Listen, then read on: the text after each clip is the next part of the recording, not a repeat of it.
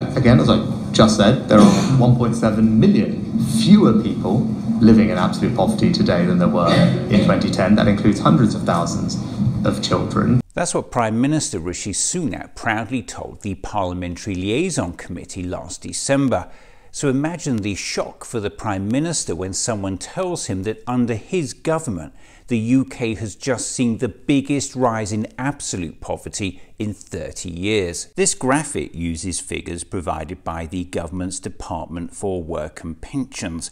Absolute poverty is normally expected to fall.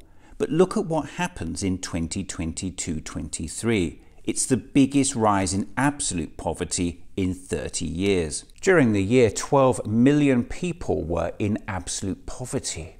Just think about that. It's equivalent to a staggering 18% of the population, including 3.6 million children.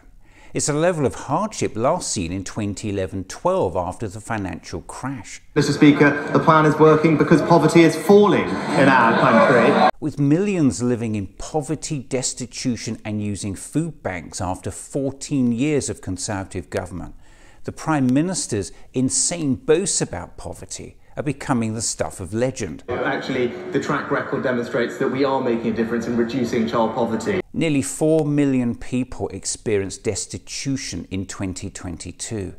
That means they were unable to afford basic living essentials like food, energy, bedding and clothing. Fewer people are living in poverty as a result of the actions of this government. Yes, that is true, Mr. Speaker. The latest households below average income statistics published by the Department for Work and Pensions show that in 2022-23, more than 2/3 of UK children in poverty lived in families where at least one parent works.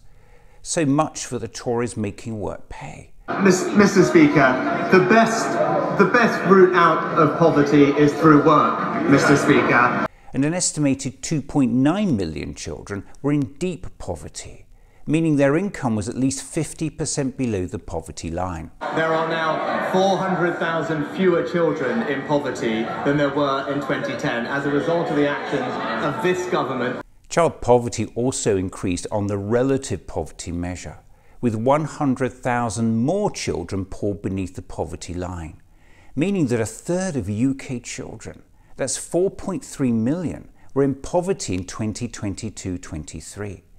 That's 4.3 million children facing cold homes and empty tummies. We will always continue to reduce child poverty. Seriously, the figures are absolutely horrifying. And the New Economics Foundation think tank has highlighted that local authority areas in England with the biggest increases in child poverty in recent years also had high proportions of families affected by the 2-child limit.